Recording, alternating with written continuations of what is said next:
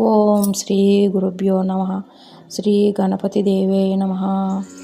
ఓం శ్రీ భగవద్గీత పరబ్రహ్మణ్యే నమ. ఓం సరస్వతీ దేవే నమ. వందే కృష్ణం జగద్గురుం.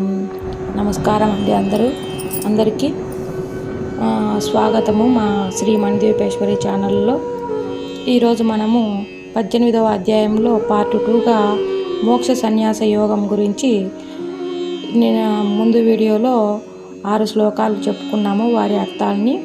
అలాగే ఈరోజు 7వ శ్లోకం నుంచి ప్రారంభిద్దాము.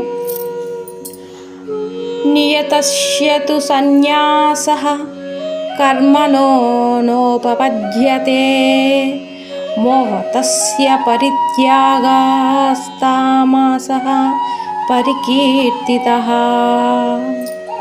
నిషిద్ధమైన కర్మలను, కామ్యకర్మలను సంపూర్ణంగా త్యాగం చేయటమే ఉచితము.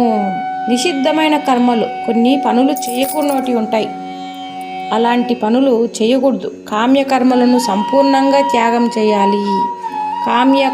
కర్మలు అంటే ఇప్పుడు మనం చాలా చూస్తున్నాము. చిన్నపిల్లల పట్ల బలాత్కారాలు, పరస్త్రీలని మోహించడాలు, ఇలాగా సూర్యోదయం టైంలోనే మనకు పగులు టైంలో కామ పనులు చేయడము, నిషిద్ధమైన కర్మలన్నీ చేయడము త్యజించాలి అని ఈ శ్లోకంలో భగవంతుడు వివరించాడు. కానీ నియత కర్మలను స్వరూపంచే త్యజించటం ఉచితం కాదు. నియత కర్మలు అంటే ఖచ్చితంగా ఆ కర్మలు చెయ్యాలి అనే వాటిని మాత్రము త్యజించకూడదన్నమాట. అది మంచి పని కాదు. కొన్ని మంచి కార్యాలు ఇవన్నీ ఏం చేస్తావులే అన్నట్లు వదిలేయకూడదు. అది మంచి పని, మన వల్ల ఒకరికి ఇబ్బంది లేదు, మంచిగా జరుగుతుందంటే ఆ పని ఖచ్చితంగా చెయ్యాలి. మోహముచే వాటిని త్యజించటము తామస త్యాగంగా చెప్పబడింది. మోహముచే వాటిని త్యజించడం అంటే ఇవి చేయడం వల్ల వాళ్ళకి చేస్తే నాకేమొస్తుంది, వాళ్ళకి ఎందుకు చేయాలి, నిజంగా అవసరమైన వాడు వానికి చేయకోకుండా మన వాళ్ళకే చేసుకుందాం, మన వాళ్ళే ముందుకు రావాలి అన్నట్లుగా కొంతమంది చేస్తుంటారు స్వార్థపరులు. దీన్ని తామసము అంటారనమాట. అలాంటి తామస పనులని త్యాగం చేయాలి అని ఈ శ్లోకం యొక్క అర్థం. 8వ శ్లోకంలోకి వెళ్దాం. దుఃఖమిత్యేవ యత్కర్మ కాయక్లేశ భయాత్యజేత్ సకృత్వా రాజసం త్యాగం నైవ త్యాగ ఫలం లభేత్. మరియు ఎవడైనా ఏ కర్మైనను దుఃఖరూపమైనది అని తెలిసి శరీరముకు కష్టమగును భయముచే త్యజించిన ఎడల అది రాజస త్యాగం కాగా దాని వలన ఏ విధమైన త్యాగఫలము పొందజాలడు. కొంతమంది ఏం చేస్తారు అని చెప్తున్నాడంటే భగవంతుడు, ఈ కర్మ చేయడం వల్ల మనకు దుఃఖం కలుగుతుంది, దీన్ని చేయడం వల్ల మన శరీరం కష్టపడుతుంది, ఆ పని చేస్తే మన శరీరం ఇబ్బంది పడుతుంది, అలాగే దీనివల్ల మనకు దుఃఖమే వస్తుంది అని కొన్ని పనులు చేయడం మానేస్తారు. దాన్ని రాజస త్యాగము అంటారు. దానివల్ల అలా అంటే ఈ పని మేము చెయ్యము, దీనివల్ల మాకు ఇబ్బందులు వస్తాయి అని ఆ పనులు చేయకుండానే మానేయడం వల్ల రాజస త్యాగం అంటారు. అలాంటి పనులు కూడా ఆ దుఃఖం వచ్చినా మనం సహించి ఆ పనుల్ని చేయడం వల్ల మనకు మంచి జరుగుతుంది. అలా చేయకపోవడము రాజస త్యాగము అంటారు. ఈ త్యాగం వల్ల ఎలాంటి ఫలితము ఉపయోగము రాదు. మేము ఈ పనులు చేయలేదు, మేము మంచిగా ఉన్నాము అనుకోకూడదు. ఆ పనులు చేయాలి, బాధైనా అనుభవించాలన్నమాట అని భగవంతుడు చెప్తున్నాడు. ఇంకా 9వ శ్లోకంలోకి వెళ్దాం.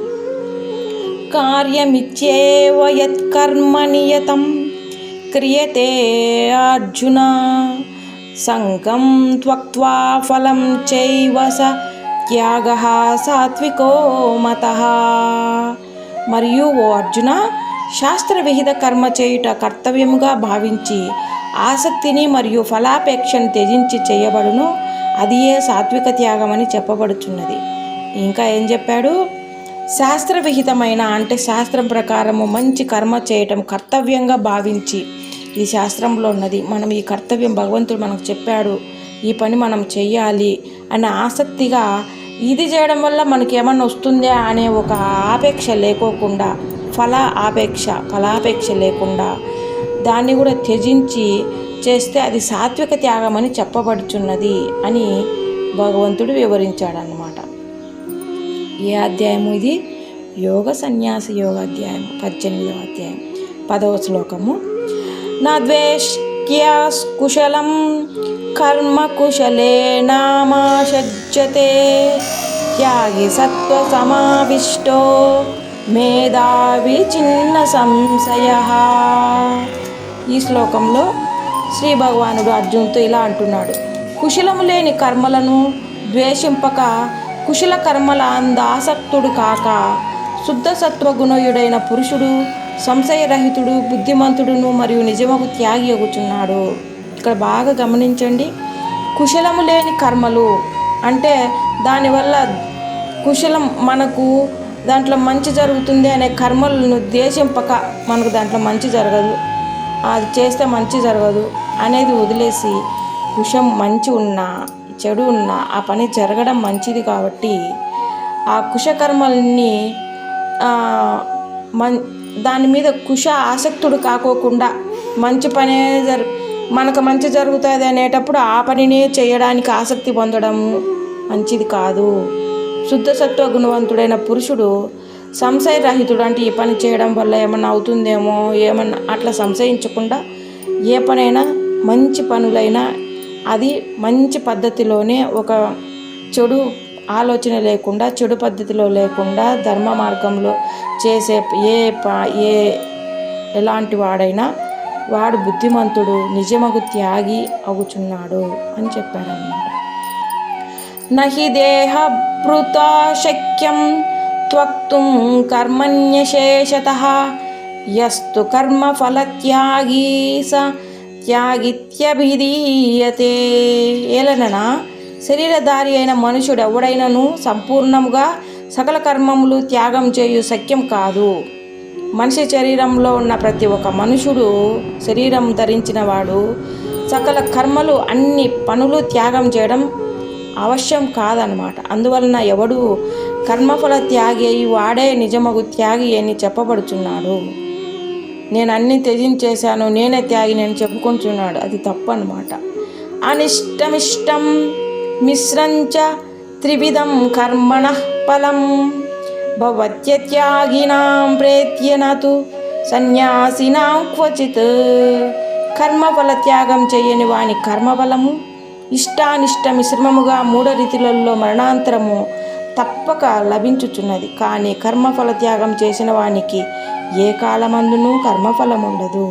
చూడండి, ఈ కొన్ని పనులు చేయడం వల్ల ఇష్టమైన పని చేయడము, ఇష్టం లేని పని చేయకపోవడము, ఇవన్నీ ఇట్లా మిశ్రమ పనులు, ఇష్టం వచ్చినట్లు ఇష్టం లేని పనులు కలిపి చేయడము, ఇలా చేయడం వల్ల ఏమవుతుంది? మరణాంతరం తప్పక వాళ్ళకి కర్మఫలాలు లభిస్తాయి. మంచి కర్మలు చేస్తే మంచి ఫలము, వాళ్ళు చేసే మిశ్రమ కర్మల వల్ల చెడు మంచి రెండూ జరుగుతూ ఉంటాయి. అక్కడ అనుభవించక తప్పదు.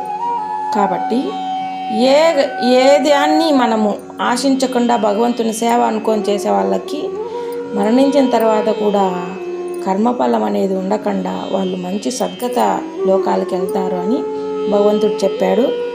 ఈ శ్లోకాలతో ఇక్కడికి మనము సంపూర్ణం చేద్దామండి. ఓం తత్సత్. శ్రీకృష్ణ పరబ్రహ్మణే నమః. శ్రీ భగవద్గీతా మాతా దేవే నమః. ఓం శాంతి శాంతి శాంతి.